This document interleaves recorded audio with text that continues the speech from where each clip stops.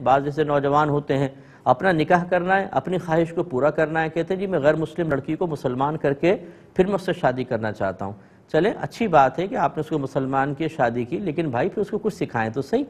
ہم یہ ہمیشہ یہ میں کہتا ہوں کہ اگر کوئی نوجوان ہم سے پوچھتا نا کہ ایک لڑکی کو مسلمان کر کے میں شادی کرنا چاہتا ہوں، میں کہتا ہوں پہلے آپ اس کو مسلمان کریں، پھر 1 سال تک اس کو دین سکھائیں، مکمل طور پہ بیسکس وہ سیکھ لے، اس کے بعد آفر کریں ہم مجھ سے شادی کرو گی تو پھر شادی کریں۔ ورنہ اگر آپ نے خالی کلمہ پڑھا کے اس کو مسلمان کر لیا، آپ کی نفسانی خواہش تو پوری ہو گئی اور جائز طریقے سے ہو گئی، لیکن نہ وہ آپ کے بچوں کی اچھی ماں بن سکتی ہے کیونکہ اس کو دین ہی نہیں پتا، اسے یہ نہیں پتا کہ وہ کلمہ کفر زبان سے نکال رہی ہے، اسے یہی نہیں پتا کہ مسلمان ہو جانے کے بعد عقائد باطلہ کو پسند رکھنا یا پھر ان کی تعریف کرنا یا ان میں سے کسی میں مشغول ہو جانا اس کو دوبارہ اسلام سے باہر کر سکتا ہے۔ کوئی شعور نہیں ہے۔ پھر بچے پیدا ہوتے ہیں، کچھ سکھایا نہیں ہوتا، بعد اوقات لڑکی کا دماغ گھومتا ہے، وہ شوہر کو چھوڑ کے بچے لے کے ساتھ چلی جاتی ہے۔ ایسے سینکڑوں کیسز میرے پاس آئے ہیں کہ وہ بچوں کو اس نے مرتد کر لیا، حالانکہ بچے باپ کے تابع ہوں گے، اگر مسلمان ہیں تو باپ کے تابع ہو کر مسلمان کہلائیں گے، لیکن وہ ساتھ لے جاتی ہے، غیر مسلم بن جاتے ہیں۔ اور یہ مجنون صاحب جو ہیں جنہوں نے بڑے دعوے کیے تھے کہ جی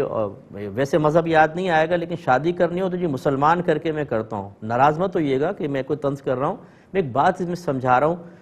جو دل جلتا ہے تو ہم آپ کی خدمت میں گزارش کر رہے ہیں کہ اسلام اس ٹائم تو یاد آتا ہے کہ جی میں نے شادی کرنی ہے تو مسلمان کرنا ہے، چلو اچھی بات ہے، لیکن بعد میں کیوں بھول جاتے ہیں؟ آپ نے ایک ایسی نسل پیدا کی جو کفر اب کافر ہو گئی اور اس کی نسلیں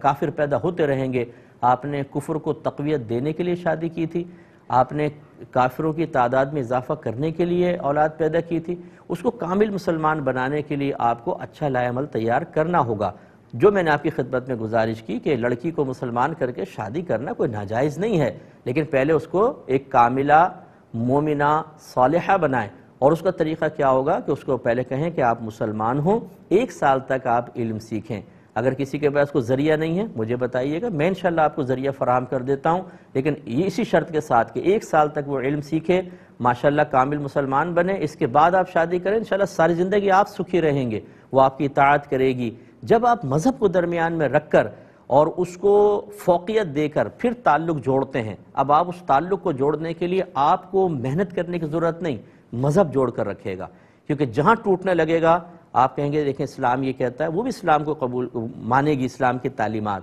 اسلام خالی کلمہ پڑھانے تک، باقی اپنی عقل اور سب سوچ اور اس کے ساتھ ہم چاہتے ہیں اب یہ میری بن کر رہے۔ بعض اوقات سوچ